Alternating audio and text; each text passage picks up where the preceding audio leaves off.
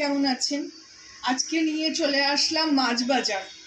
এই যে গোদাবরীর কাছ থেকেই তো আমি মাছ নিই, তো দেখাই চলুন আজকে কি কি মাছ নিলাম।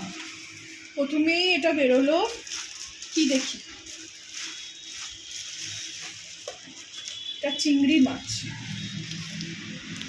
চিংড়ি মাছগুলো দেখুন কত বড় বড়, ওদেরকে কাটতে দিইনি আমি নিজে কেটে নেবো, একটু মাথাগুলো খেতে চিবিয়ে খেতে ভাল লাগে, ওই জন্য আমি কাটতে দিইনি। কত বড় বড় না। এই হলো চিংড়ি মাছ, আমি 100 টাকা নিয়েছি, 550 টাকা কিলো, 100 টাকার 200 গ্রাম চলেছে এটা। এই গেল চিংড়ি মাছ। এই আর এক রকম মাছ নিয়েছি এখানে, এটা ঢালবো না, নিচে জল হয়ে গেছে, ওরা তো ধুয়ে ঠুয়ে দেয়। এটা নিয়েছি রূপচাঁদা, এই যে গাটা দেখলে বুঝতে পারবেন। এই যে এটাও নিয়েছি আপনার 950 গ্রামের মতো, এটা 200 টাকা কিলো।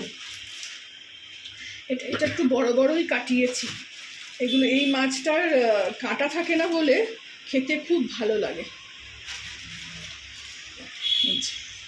এটাও নিয়েছি মোটামুটি 1 কিলো মতন, 1 কিলোয় 900 সাড়ে 900 গ্রাম। এই যে রূপচাঁদা, এটা রূপচাঁদা 900 গ্রাম নিয়েছি, 200 টাকা কিলো, এটা 200 টাকা কিলো নিয়েছি রোজকার ইউজুয়াল একটা মাছ, সেটা আমরা সবাই কম বেশি পছন্দ করি। এটা আসলে ওরা ধুয়ে দেয় বলে না, পুরো জল হয়ে আছে। তাছাড়া কালকে এনেছি, আজকে ফ্রিজে ছিল। এটা মাথাটাকে ছোট করে কাটিয়ে নিয়েছি। এটা হলো কাতলা মাছ, কারণ এটাকে একটু সরিয়ে দিই, রাখার জায়গা পাবো না, এইটাতে রাখি।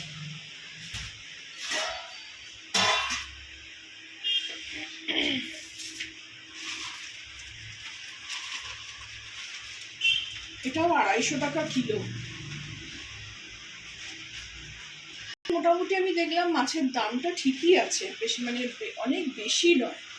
বরফের মাছ ঠিকই, কিন্তু দাম বেশি না। এটা হলো কাতলা, এটাও 1 কিলো 200 গ্রাম ওজন ছিল, একটু বড় বড় করেই কাটিয়েছি। ছোট ছোট মাছ খেতে ভাল লাগে না আমার। তো এই হলো কাতলা। ছেলে থাকার সময় মাছ এনেছিলাম, তখন তো 2 রকম এনেছিলাম, আজকে 3 রকম মাছ এনেছি। কেমন লাগলো আমার মাছ বাজার? এই কৌটোগুলোতে আমি রেখে সব ফ্রিজে রেখে দেবো। কেমন লাগলো আমার মাছ বাজার অবশ্যই কমেন্ট করে বলবেন। ভালো লাগলে আমার চ্যানেলটাকে লাইক, শেয়ার অ্যান্ড সাবস্ক্রাইব করে দেবেন। Thank you for watching.